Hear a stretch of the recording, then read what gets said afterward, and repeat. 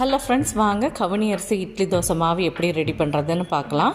நான் அதுக்காக ஒரு கப் அளவுக்கு கருப்பு கவுனி அரிசி எடுத்திருக்கேன். வெறும் கவுனி அரிசி மட்டும் போட்டு இட்லி தோசை சுட்டோம்னா கொஞ்சம் ஸ்டிக்கியாக இருக்கும். அதனால் அதே ஒரு கப் அளவுக்கு நான் இட்லி அரிசியும் எடுத்துக்கிறேன்.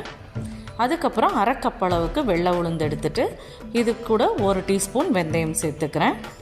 இப்போ அரிசி ரெண்டையும் நல்லா கழுவிட்டு 5 to 6 மணி நேரம் ஊற வச்சுக்கலாம்.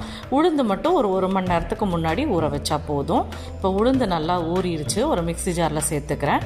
நான் எடுத்துருக்கிறது ரொம்ப கம்மி குவான்டிட்டிங்கிறதால நான் மிக்சிலேயே அரைச்சிக்கிறேன். நீங்கள் ஜாஸ்தியாக எடுத்துருந்தீங்கன்னா கிரைண்டரில் அரைச்சிக்கோங்க. ஸோ உளுந்து கொஞ்சம் அரைப்பட்டதுக்கப்புறமா கவுனி அரிசியை சேர்த்துக்கலாம். அதையும் நல்லா கொஞ்சமாக தண்ணி ஊற்றிட்டு, நான் ஊற வச்சுருந்த தண்ணியை தான் யூஸ் பண்ணிக்கிறேன்.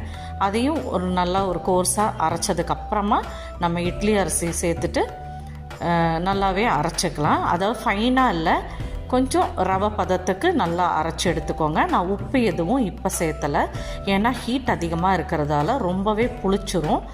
அதை ஒரு பாக்ஸில் ட்ரான்ஸ்ஃபர் பண்ணிவிட்டு அதே மாதிரி நான் கையும் போட்டு கலக்கலை, ஏன்னா என்னோடய கைக்கு இன்னுமே புளிப்பு ஜாஸ்தி ஆகிடும். அதனால் மிக்ஸி ஜார் அலாசின தண்ணி ஊற்றிட்டு நல்லா கலந்து நான் அப்படியே எடுத்து வச்சுக்க போகிறேன். இப்போ பார்த்திங்கன்னா மார்னிங் எடுத்து பார்க்குறேன், நல்லா பொங்கி இருக்குது. இப்போ தேவையான அளவு சால்ட்டு சேர்த்துக்கிறேன். இதில்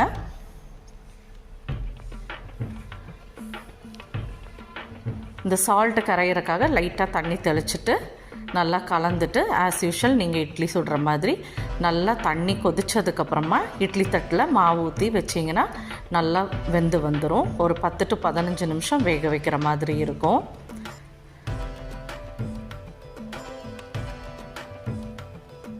இப்போ பார்த்திங்கன்னா இட்லி நல்லா வெந்துருச்சு. இப்போ நம்ம ஒரு தட்டில் போட்டு எடுத்துக்கலாம். இப்போ லேசாக தண்ணி தெளிச்சுட்டு நம்ம துணியை ரிமூவ் பண்ணிக்கலாம். துணியில் பெருசாக ஒட்டவெல்லாம் இல்லை, பர்ஃபெக்டாக வந்துருச்சு. இட்லி நல்லா சாஃப்டாக தான் இருந்துச்சு, ஆனாலும் கொஞ்சம் ஸ்டிக்கியாக தான் இருந்தது.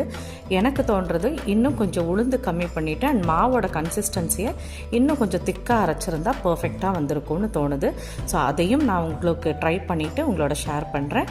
உங்களுக்கு ஏதாவது ஐடியாஸ் இருந்ததுன்னா என்னோட ஷேர் பண்ணுங்கள். இந்த வீடியோ பிடிச்சிருந்ததுன்னா லைக் பட்டனை தட்டி விடுங்க. தேங்க்ஸ் ஃபார் வாட்சிங்.